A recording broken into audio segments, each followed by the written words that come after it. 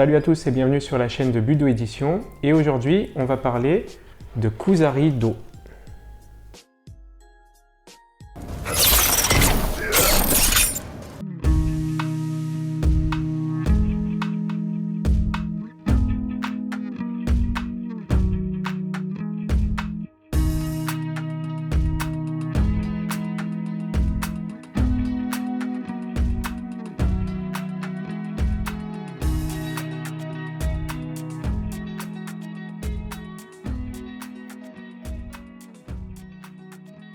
Alors aujourd'hui on va parler un petit peu des armes, et en particulier des armes japonaises et du Kusari-Do.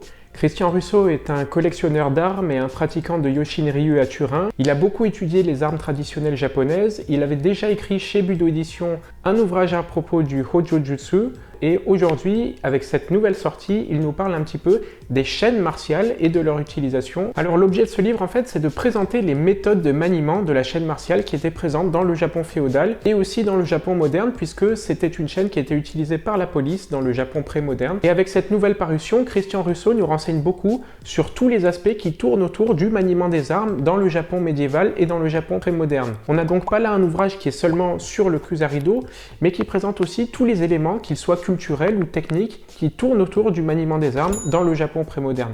Et ça, c'est très intéressant à la fois au niveau historique, mais aussi au niveau technique, et on va rentrer tout de suite dans le vif du sujet. Alors, le livre est divisé en deux grandes parties.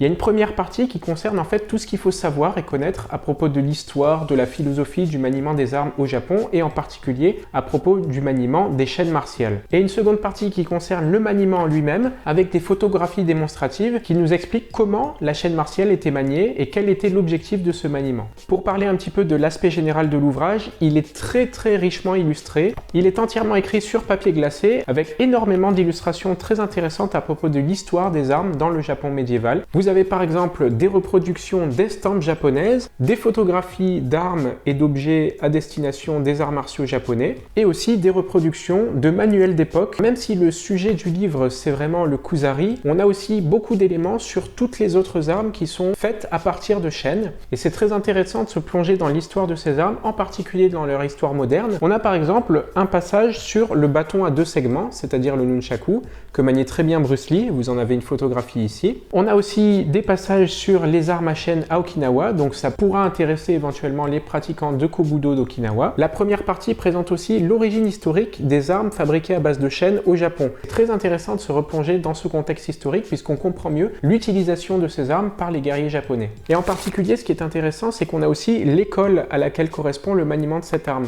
Et donc on peut retracer là le parcours d'une arme à travers ces différentes écoles. Ce qui est très bien avec cet ouvrage, c'est que ça nous donne des éléments non seulement sur les chaînes martiales, mais sur tout ce qui tournait autour de l'utilisation des armes dans le Japon médiéval. On a par exemple une petite partie sur la différence entre l'art et la voix, donc entre le jutsu, la technique, et do, la voix. On a aussi une toute petite partie à propos de l'invention du code des samouraïs, avec une démystification du code des samouraïs d'Inazo Nitobe. On a aussi des parties sur la place des arts martiaux aujourd'hui dans notre société moderne. Comme à son habitude, Christian Russo aborde véritablement tous les aspects qui tournent autour de son sujet.